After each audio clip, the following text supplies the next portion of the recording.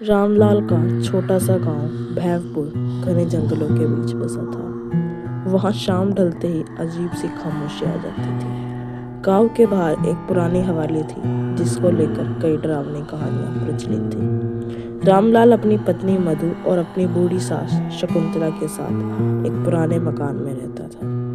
मधु ने कुछ दिनों से देखा था कि उसकी माँ शकुंतला रात को बिना किसी को बताए घर से बाहर जाती है और सुबह तक वापस लौटती है, किसी के आँख खुलने से पहले। कभी उसके चेहरे पर कीचड़ लगा होता, कभी कपड़ों पर खून जैसे धब्बे। अगली सुबह पड़ोसन चंपा दौड़ते हुए आई। उसने कांपती आवाज में बताया, बहन बहन, मैंने रात को शकुंतला ताई को छत पर नाचते देखा।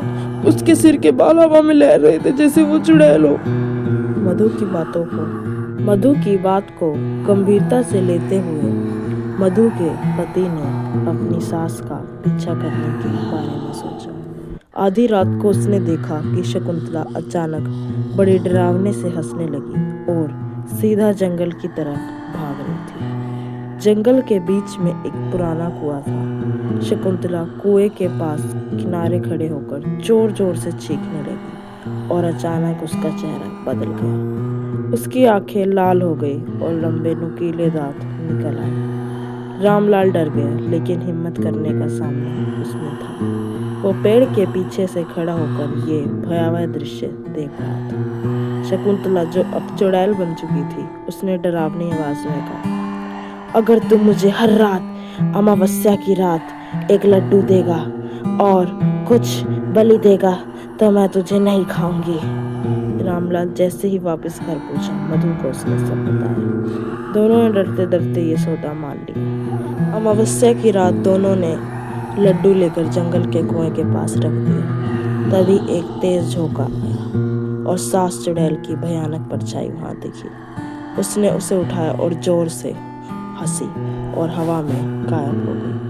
गांव के दूसरे लोग यह देखकर हैरान थे कि रामलाल अब रात में चुपचाप कुछ सामान लेकर जंगल जाता है।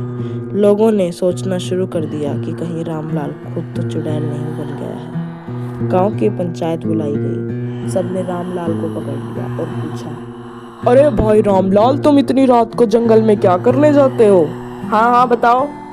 तो रामलाल डर गया। घबराहट ने रामलाल को सब सच बोलने पर मजबूर कर दिया। सब लोग डर से कांपने लगे। पंचायत ने फैसला किया कि अगली अमावस्या को सब मिलकर सास चुड़ैल को पकड़ेंगे और भगाने के लिए तंत्र मंत्र का इस्तेमाल करेंगे। पंडित छगनलाल को बुलाया गया और इसी के साथ अब सास चुड़ैल को भगाने का कार्यक्रम शुरू किया गया। अमावस्या की रात को सब पेड़ों के पीछे छिप गए। कुएं के पास लड्डू का भोग रख दिया। अचानक हवा तेज होने लगी, पेड़ हिलने लगे और एक डरावनी हंसी गूंजी। शकुंतला की चुड़ैल रूप में वहां पर एंट्री हुई। उसके लंबे